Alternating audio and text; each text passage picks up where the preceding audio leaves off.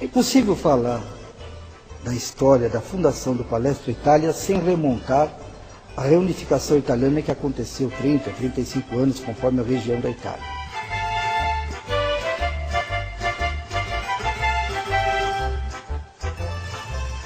No começo do século XX, 55% da população era composta de italianos, em São Paulo. E o que acontecia? Existia o clube dos turinenses, dos calabreses, dos toscanos, mas não havia um clube que representasse toda a Itália. Alguns funcionários da Companhia Matarazzo e outras pessoas do comércio de São Paulo, descendentes de italianos ou italianos natos, resolveram fundar um clube de futebol que chamou-se Palestra Itália.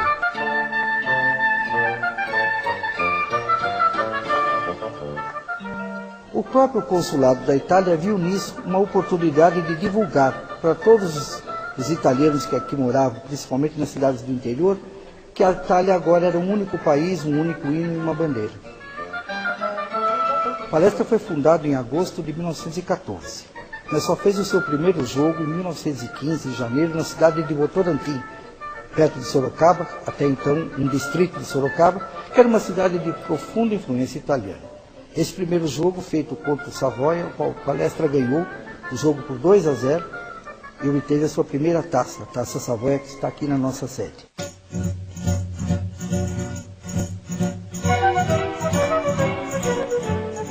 No começo, o Palestra sofreu um tipo de, eu diria, preconceito. Os jornais, quando escalavam os clubes da elite, representantes da elite paulistana, escalavam o nome e sobrenome do jogador, Silvio Montenegro Penteado e tudo mais. E o Palestra Itália era Pipi, Bianco, Fofó, era só apelidos e tudo mais, um sentido de menosprezo. Até uma passagem folclórica, o Palestra ganhou de 5-0 um jogo importante. No dia seguinte, o jornal A Plateia publicou o seguinte: a linha atacante do Palestra Itália, além dos 5 gols, não fez mais nada.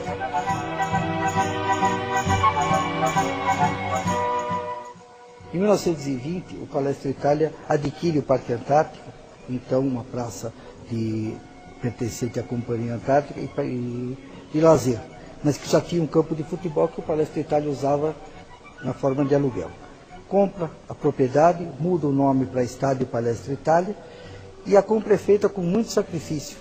O clube teve que vender bônus, teve que fazer até rifas e tudo mais para conseguir o dinheiro para pagar as parcelas. Em 1942 há uma grande crise, e é um dos momentos mais emocionantes da história do Palmeiras. O Brasil está em guerra contra os países do eixo. E o Palestra Itália é obrigado a mudar de nome. A pressão é muito grande, o Palestra muda o nome para Palestra de São Paulo. Mesmo assim, as pressões continuam e, sob pena de nós perdermos a nossa propriedade, que seria entregue a outra entidade, sob pena de nós sermos expulsos do campeonato, que aliás estávamos liderando e faltava só uma rodada, em setembro de 42 resolvemos mudar de nome. Morre o Palestra Itália líder e nasce o Palmeiras campeão. Por sugestão do Dr. Mário Minervino, que diz a frase: se não nos querem Palestra, seremos Palmeiras. E nascemos para ser campeões. E com esse nome, no domingo entramos em campo no Pacaembu lotado, carregando a bandeira brasileira, e vencemos o nosso adversário por 3-1, e no primeiro dia com o nosso novo nome, já somos campeões paulistas. Era uma tradição muito grande, aos domingos, depois do almoço, nas casas das famílias italianas, os pais geralmente todas as famílias pegavam seus filhos e vinham ao Parque Antártico, ou iam ao Pacaembu e levavam seus filhos para assistir os jogos de Palestra.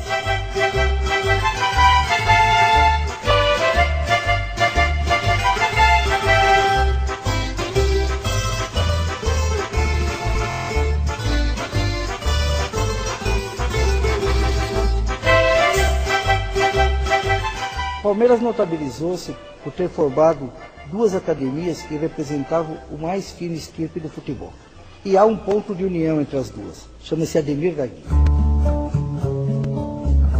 Quando eu cheguei em 61, vários jogadores permaneceram, eu tive a oportunidade de conhecer jogadores como Djalma Santos, Valdir, Zequinha, Vavá.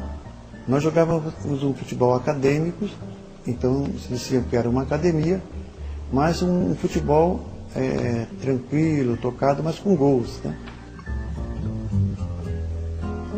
Então nós conseguimos vencer 63, senão o Santos seria, acho que, 5 ou 6 vezes campeão seguida.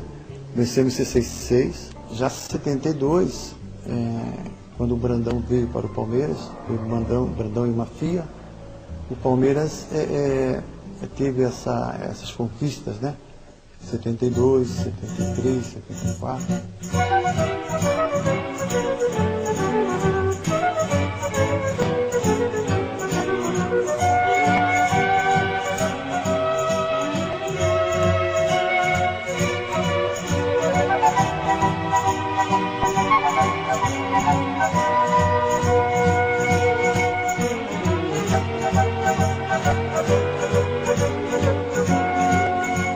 Nos anos 90, o Palmeiras inova mais uma vez na união do Palmeiras com uma empresa da iniciativa privada que deu tantos resultados e fez com que o Palmeiras tivesse verdadeiros esquadrões.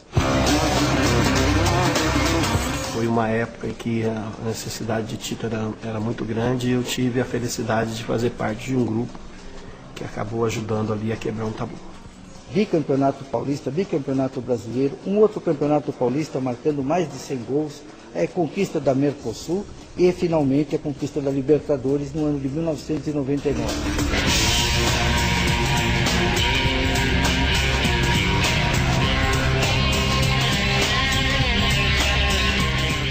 Jogar no Palmeiras eu acho que é realizar um sonho, né? Não basta, às vezes, só ser bom jogador para vestir a camisa do Palmeiras.